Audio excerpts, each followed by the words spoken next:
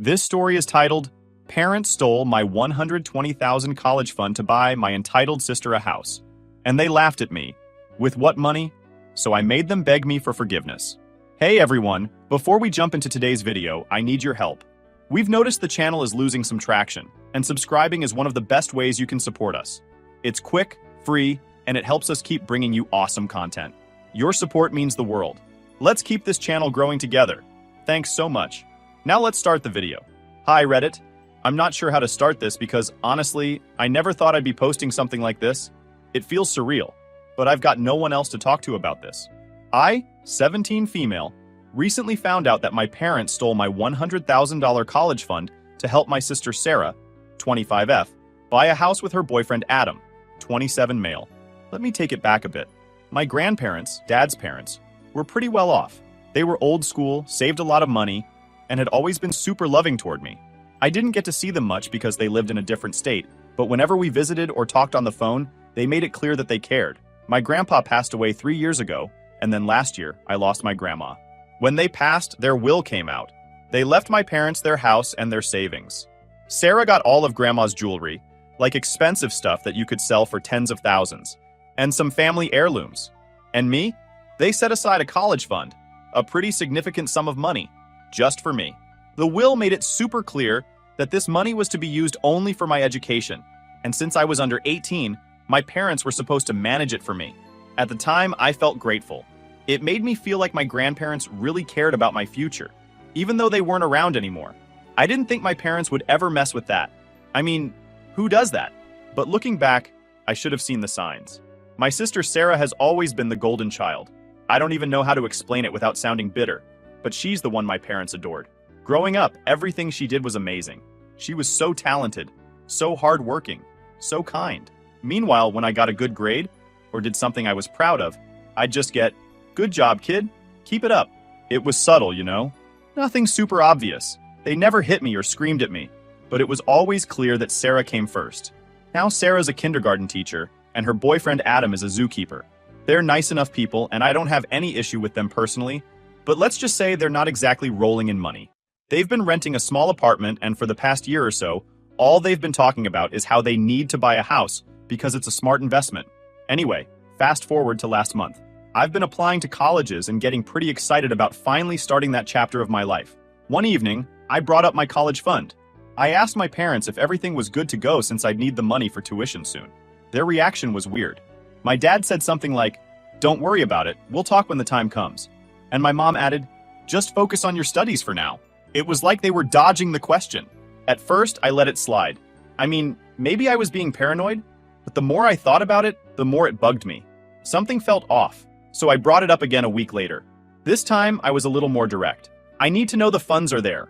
College applications are expensive, and I need to plan. That's when they told me. I remember the conversation so vividly. My mom said, in the most casual tone imaginable, "We use the college money for Sarah. She and Adam are buying a house." I stared at her, like she'd just grown a second head. I thought maybe I'd misheard. So I said, "What?" And she repeated it. My dad chimed in too, saying something about how Sarah needed it right now. And it wouldn't be fair for me to get a free ride when Sarah had to work her way through student loans. Guys, I lost it. I'm not proud of how I reacted, but I screamed. I demanded to know how they could do this to me. How they could steal the money my grandparents had left for me? My mom just rolled her eyes like I was being dramatic.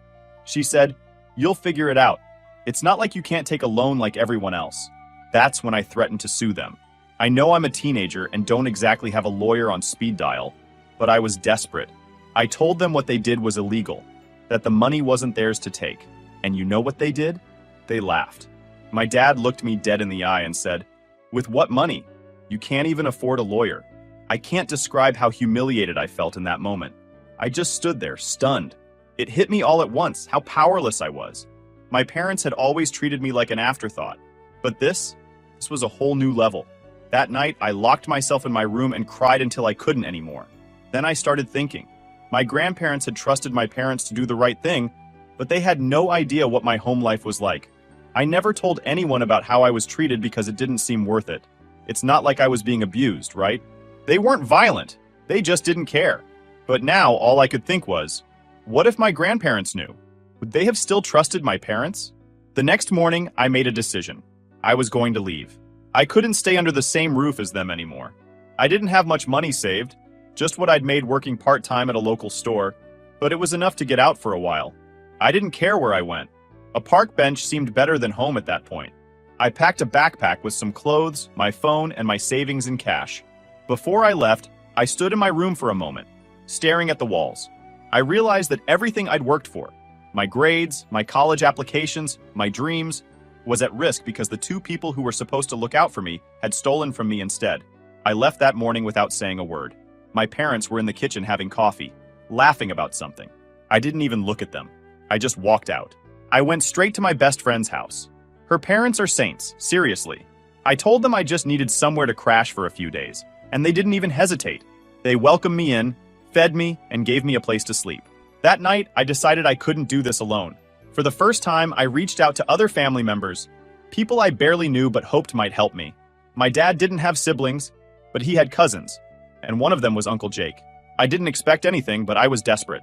I messaged him on Facebook, explained the whole situation, and went to bed. The next morning, I woke up to a message from him. It was short, but life-changing. "Call me, I'll take care of this." After Uncle Jake messaged me back and told me to call him, I didn't waste a second. I had been so on edge that just seeing someone, anyone, was willing to listen gave me this glimmer of hope I hadn't felt in days. I stepped outside my best friend's house, pacing nervously as I dialed his number. When he picked up, his voice was calm but firm. "Tell me everything from the beginning," he said. I didn't know where to start, so I just blurted it all out. How my parents took my college fund, the way they laughed at me when I threatened to sue, and how I had nowhere to go now. I was talking so fast I was practically out of breath by the time I finished, but Uncle Jake just listened patiently. After I was done, there was a long pause. I thought maybe I'd overstepped or that he wouldn't believe me, but then he said something I'll never forget. "This isn't right. Don't worry, kid. I'll handle this." Uncle Jake didn't explain what he was planning. He just told me to stay put, stay safe, and avoid talking to my parents for now. I agreed, even though part of me wanted to confront them and scream at them all over again. Still, I trusted him.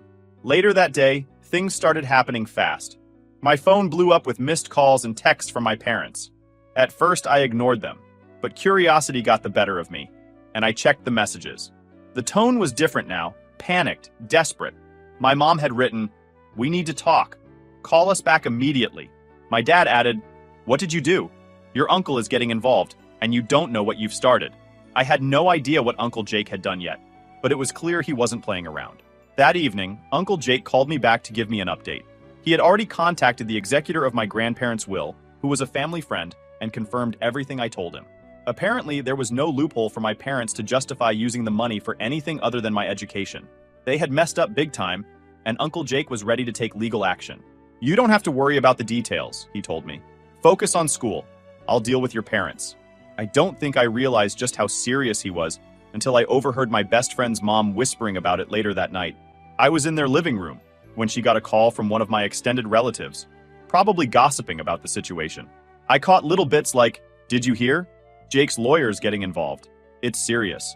Hearing that made my stomach twist. I couldn't decide if I felt relieved, scared, or guilty. This whole situation was turning into something way bigger than I expected. I sat there, staring blankly at the TV, while my friend quietly handed me a bowl of popcorn and said, "Your uncle sounds badass. You're lucky." And you know what? She was right. For the first time in my life, someone was on my side. By the next morning, things had escalated even further. My parents must have realized how serious this was, because they started begging. I woke up to texts like, "Period. Please, let's talk. We can work this out as a family. You don't need to involve Uncle Jake. We'll handle your tuition ourselves, we promise." They even promised to fix things, but only on their terms. They still refused to ask Sarah for the money back, and they were trying to act like I was the unreasonable one. That was the last straw for me. I called them for the first time since leaving, mostly to let them hear me out. My mom picked up immediately. "Oh, honey, we've been so worried about you. Let's just fix this, okay?" I kept my voice calm, even though I was boiling inside. "You want to fix this? Then give me the money back. It's mine." My dad's voice cut in, frustrated and defensive. "You're being selfish. Do you know how much stress you're causing Sarah? She doesn't deserve this." That's when I snapped. "What about me? I don't deserve this either. Grandma and Grandpa left that money for my education, not for Sarah's house. The line went silent for a second. Then my mom tried her soft, manipulative voice again. We just thought you'd understand, sweetheart. Family helps family. I laughed bitterly. Did you think of me as family when you stole from me? Because it sure doesn't feel like it. I hung up after that. I was shaking so bad I could barely breathe. I knew that call wouldn't accomplish anything, but it felt good to finally say something, to stand up for myself instead of just crying about it. After that, I stayed low for a while. Uncle Jake kept me updated in bits and pieces, but he told me not to stress too much. Your parents dug this hole themselves, he said. They're going to have to deal with the consequences. It was around this time that Uncle Jake offered to help me move into an apartment. I didn't want to keep freeloading at my best friend's house, even though her family was nothing but kind. It felt awkward being in someone else's home for so long. I told Uncle Jake about it, and within 2 days, he had a place lined up for me. The apartment was small, but it felt like freedom. I had a roommate, a girl a couple of years older than me, who was friendly and understanding. Uncle Jake had explained my situation to her ahead of time, so she didn't pry, but she offered to help me settle in. When Uncle Jake handed me the keys to the apartment, he said, "You're going to be okay. I promise." For the first time in weeks, I believed him. I didn't hear from my parents again for a while. They must have been trying to figure out their next move because things got quiet. Uncle Jake told me not to worry if they tried contacting me again. If they were that concerned, they wouldn't have laughed at you in the first place. He was right. I'd spent years feeling like I was invisible to my parents, like I didn't matter. But now I had someone fighting for me. For the first time, I felt like maybe I wasn't so powerless after all. The first few days in my new apartment were weird. I was finally away from my parents, but it felt strange being on my own. My roommate, Ashley, was kind and easygoing, but we weren't close yet. She worked full-time and kept to herself, which honestly suited me. It gave me space to think without anyone constantly asking, "Are you okay?" At night, though, the silence got to me. My brain wouldn't stop replaying everything. My parents laughing at me, my mom saying I was selfish, my dad accusing me of hurting Sarah. It didn't matter how justified I felt. I still heard their words like a broken record. On the third day in my apartment, Uncle Jake called with another update. "Mediation has been set up," he said. "It's a formality, but we'll see if they come to their senses before we go to court." I asked him what that meant, and he explained that the lawyer was giving my parents one last chance to settle things quietly. The executor of the will had made it crystal clear that what they did was illegal. There was no gray area here. If they didn't agree to return the money, the case would move forward. For some reason, hearing that made me feel sad. I know it doesn't make sense. My parents had stolen from me and laughed in my face, but they were still my parents. It's hard to explain. I don't love them, but I can't just erase that part of me that still wants them to care. I didn't tell Uncle Jake how I felt, though. I didn't want to seem weak or ungrateful. That evening, I got another round of messages from my mom. This time, she wasn't angry. She was playing the guilt card. "We're really sorry for how things turned out. You know we love you, don't you? We were just trying to help Sarah. She's struggling, and as parents, we couldn't ignore that." Then my dad chimed in with a follow-up text. "You don't understand how hard this is for Sarah. She's crushed. You're ruining her dream over a misunderstanding." The nerve. They acted like I was the villain, like I was ruining Sarah's life. I didn't respond. I couldn't. If I tried, I'd just end up saying something I'd regret, and I didn't want to give them the satisfaction of knowing they still got under my skin. The next morning, Uncle Jake and I had our first virtual mediation session with my parents. I didn't have to say much because the lawyer did most of the talking, but seeing my parents' faces on that screen was surreal. They looked completely different, like they'd aged overnight. My mom's face was pale, and my dad kept rubbing his forehead like he had the world's worst headache. Neither of them could look directly at me. Their lawyer tried to soften the blow, talking about how they had acted in good faith and believed they were helping the family as a whole. But our lawyer wasn't having it. He brought up the will's specific terms and how my grandparents' intent was clear. The money was for my education only.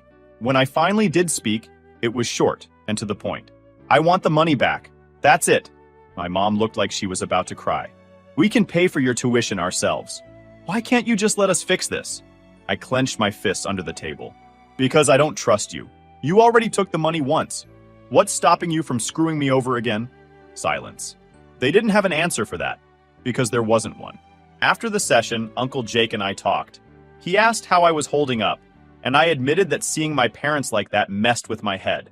"It's like they're sorry now that they've been caught, but not because of what they actually did," I said.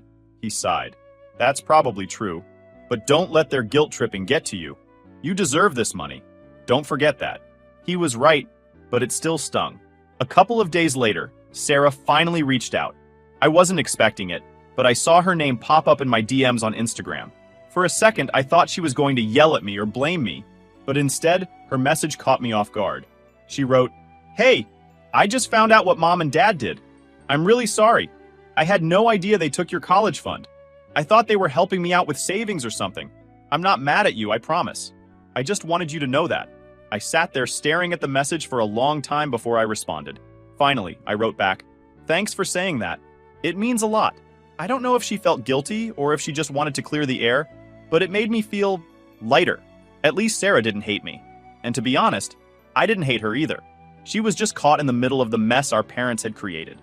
Uncle Jake called again later that day and told me we had another mediation session scheduled. He said my parents were now trying to stall, probably hoping I'd cave and agree to their terms. "They're banking on you feeling guilty," he warned me. "Don't let them win." It was weird hearing him say that, like we were in a battle, but I guess we kind of were. My parents were trying every trick they could think of to keep the money they stole. I spent that night in my room, scrolling through old photos on my phone. There were pictures of me and my grandparents from years ago. Birthday parties, holidays, random visits. They were always so proud of me. I remembered how my grandma would hug me and say, "You're going to do amazing things, sweetheart." They believed in me. They saved that money so I could have a better life. And I owed it to them, and to myself, not to let my parents take that away from me. Ixra wast. The next mediation session was set for 2 days later, and I was ready this time. I wasn't nervous anymore. I wasn't sad. I just felt focused. My parents could cry, yell, or beg, but I wasn't backing down. This was my future. After the second mediation session, I could tell my parents were running out of steam. They were still trying to act like they had everything under control, but I could see right through it.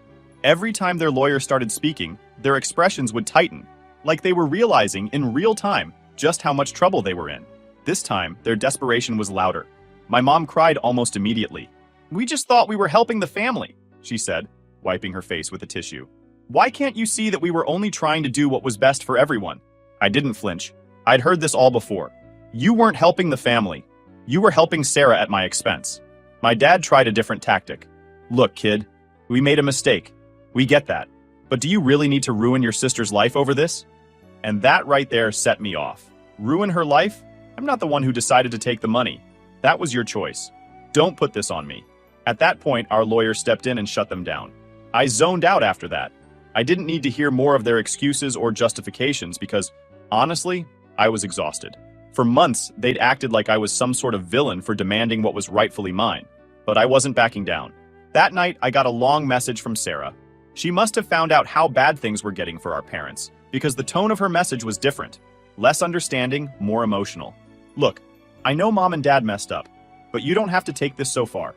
They're trying to fix things, and now they're panicking because of Uncle Jake. Can't you just take their deal? Let them pay for your college instead of suing them? I never asked for this, you know."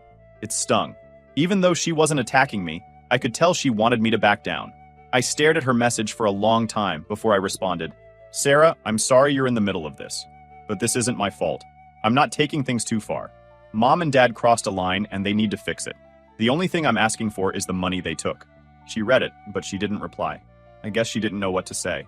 The next day, Uncle Jake called with some news. The lawyer had filed the official paperwork to escalate the case to court. He said my parents were starting to crack under the pressure. "They're hoping you'll cave, but they're running out of time." I asked him what would happen next. "Well," he explained, "they'll either settle with us out of court and return the money, or they'll lose the case in court and pay up anyway, plus fees." I felt weird hearing that. For so long, my parents had held all the power. They were the ones who made the rules, who controlled everything. But now, the tables were turning, and they were finally facing consequences for their actions. Still, it was hard not to think about Sarah. She wasn't innocent in all this, but she wasn't the mastermind either. I wondered how much my parents had told her and whether she truly believed I was ruining her life, or if she secretly agreed with me. A few days later, I got another message from my mom. I hadn't blocked her yet, though I probably should have. "We're begging you, please call off Uncle Jake. We can't take this anymore. Sarah is devastated, and we're falling apart as a family. You're destroying us." I swear. I had to reread it twice just to process it. They were still trying to guilt trip me, as if I hadn't spent my entire life feeling like an outsider in my own home. Destroying the family? What family? I didn't respond. I screenshotted it and sent it to Uncle Jake instead. He called me right after. "You don't need to respond to that," he said firmly. "They're trying to manipulate you again. Focus on yourself. You're doing the right thing." Later that night, my roommate Ashley and I sat in the kitchen, eating ramen and talking. She noticed I'd been quieter than usual and asked what was up.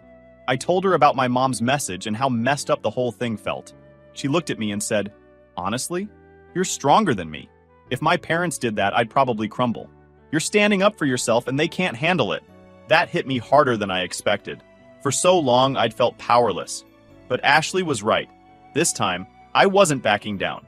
It didn't matter how much my parents cried, begged, or blamed me. They were the ones who'd made their choices, not me. Iwar Yorchurao. A week later, we had our final mediation session. I knew this was it. Our lawyer told me beforehand that my parents' attorney had been pressuring them to settle, because fighting this in court would make things even worse for them. When the call started, my parents looked completely defeated. My dad didn't say a word the entire time, and my mom just kept her eyes down. Their lawyer spoke for them, confirming that they would return the full amount of the college fund in exchange for us dropping the lawsuit. It felt anticlimactic in a way. I thought I'd feel victorious or relieved, but all I felt was tired. My parents had spent weeks fighting me, making me feel like I was the villain, only to finally give in because they had no other choice. When the call ended, Uncle Jake clapped his hands together and said, "Well, that's that. They're going to wire the money back." I sat there in stunned silence for a second before I managed to say, "It's over?" "Almost," he said. "They still need to finalize everything. But you did it. You stood your ground, and you won." That night, I got another message from Sarah. This time, it was shorter. Point 0. "I heard Mom and Dad gave in. I don't know what to say, but I hope you're happy. I guess it's over now." I didn't know how to respond to her. I wasn't happy, not exactly. I felt more relieved than anything. I just wanted to move on and leave this mess behind me. In the following days, my parents wired the money back. Uncle Jake confirmed everything through the lawyer, and just like that, it was done. My grandparents' gift to me, the thing they had worked so hard to leave behind, was finally back where it belonged. For the first time in months, I felt like I could breathe again. About 2 days after everything was finalized, Sarah called me. I'd been expecting it at some point. She'd sent a few passive-aggressive texts over the past week, but this time, she actually wanted to talk. I stared at her name on the screen for a good minute before answering. When I picked up, she sounded calm, tired maybe. "Hey," she said quietly, "I just wanted to talk to you." I didn't say anything at first, so she kept going. "Mom and Dad told me everything. They finally admitted what happened with the money. I know you probably hate me, and I don't blame you. I don't even know what to say." Her voice cracked, and for the first time, I realized just how tangled up she must have been in all this. I took a deep breath. "Sarah, I don't hate you. You didn't steal the money. They did." There was a pause, and then she sighed, but I still accepted it. I was so focused on getting the house that I didn't even stop to think about where the money came from. That's on me. I should have asked more questions. It caught me off guard hearing her take responsibility. I didn't know what I'd expected from Sarah, but it wasn't this. For once, it felt like she was seeing the situation for what it really was. "Look," I said, "I'm not mad at you. I just wish you'd understand why I had to do this. That money was supposed to be for my future. I couldn't let them take that from me." She was quiet for a long moment before saying, "I do get it now. I wish they'd just been honest from the start. It's not fair that you had to go through all this." That almost made me cry, to be honest. I'd spent so long being the second choice to Sarah that hearing her say those words felt surreal. I didn't know if we'd ever have a normal sibling relationship, but this was a start. We ended the call on neutral terms. She even said, "I hope you do something amazing with that money. Grandma and Grandpa would be proud of you." I didn't know what to say to that, so I just thanked her. As for my parents, well, they went radio silent after the money was transferred back. I guess they were too ashamed or angry to reach out. I haven't heard a word from them since, and honestly, I'm fine with that. I don't think they're capable of seeing what they did as anything other than helping Sarah, and I don't have the energy to keep fighting them. Uncle Jake told me he got a message from my dad, though. Apparently, my dad tried to make it sound like the whole situation had been a misunderstanding, and they just wanted to make things right. Uncle Jake's response? "You had your chance to make things right before we got involved. You didn't take it." I can't lie, that made me smile. Uncle Jake really is the MVP in all this. A week after everything settled, I had a small victory of my own. I got the final confirmation that I'd been accepted into my top choice college with a scholarship. I was sitting in the living room with Ashley when the email came through, and I actually screamed when I read it. Ashley jumped up, grinning. "Did you get in?" I shoved my phone at her. "Full scholarship. My top school. I don't even have to touch the fund for tuition." We celebrated with pizza and soda that night. Nothing fancy, but it felt perfect. I couldn't stop smiling. For the first time in forever, I felt like the future I'd been working so hard for was finally mine. Later that evening, I texted Uncle Jake to tell him the news. His response came almost immediately. "Proud of you, kid. I knew you'd make it." He followed it up with another message a few minutes later. Grandma and Grandpa would be over the moon. They'd always said you'd do great things. I sat there staring at those words for a while, trying not to cry. All this time, I'd been fighting for my future because I didn't want their gift to be wasted. Hearing that Uncle Jake believed they'd be proud of me made everything worth it.